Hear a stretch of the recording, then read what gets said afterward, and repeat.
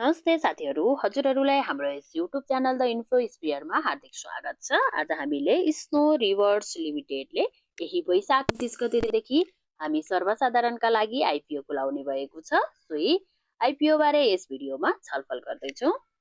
कम्पनीले कुल 18,75,000 किता साधारण सेयर निष्कासन गर्न लागेको हो, जस अन्तर्गत केही स्थानीय बासिन्दा, वैदेशिक रोजगारीमा रहेका नेपाली कर्मचारी तथा सामूहिक लगानी कोषका लागि छुट्याइएको छ भने 7,78,125 किता सेयर सर्वसाधारणका लागि उपलब्ध गराइएको छ।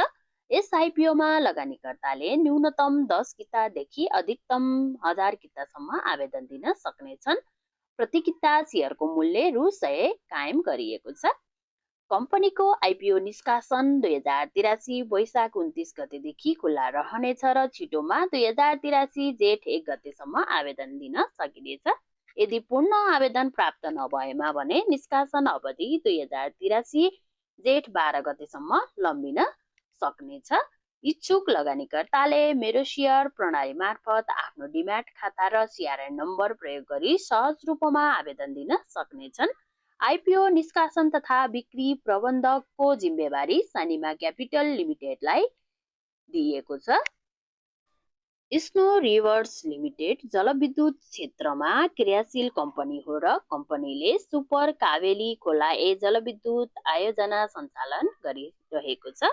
नेपालमा पछिल्लो समय जलविद्युत कम्पनीहरूको आइपिओ प्रति लगानीकर्ताहरूको आकर्षण बढ्दै गएको कारण यस आइपिओमा पनि उच्च आवेदन पर्ने अनुमान गरिएको छ। विशेष गरी साना लगानीकर्ताहरू बीच 10 किताको आवेदन अत्यधिक हुने सम्भावना पनि रहेको छ।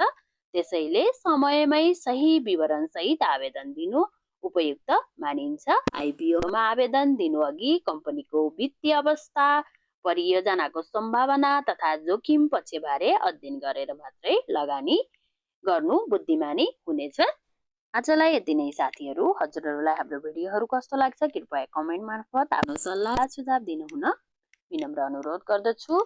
साथै यस्तै आइपिओ सम्बन्धी जानकारीका लागि हाम्रो यस द इन्फो स्पियर युट्युब च्यानललाई लाइक, सेयर, सब्स्क्राइब गर्न पनि नबिर्सिनुहोला। हजुरहरूको दिन शुभ रहोस्। धन्यवाद।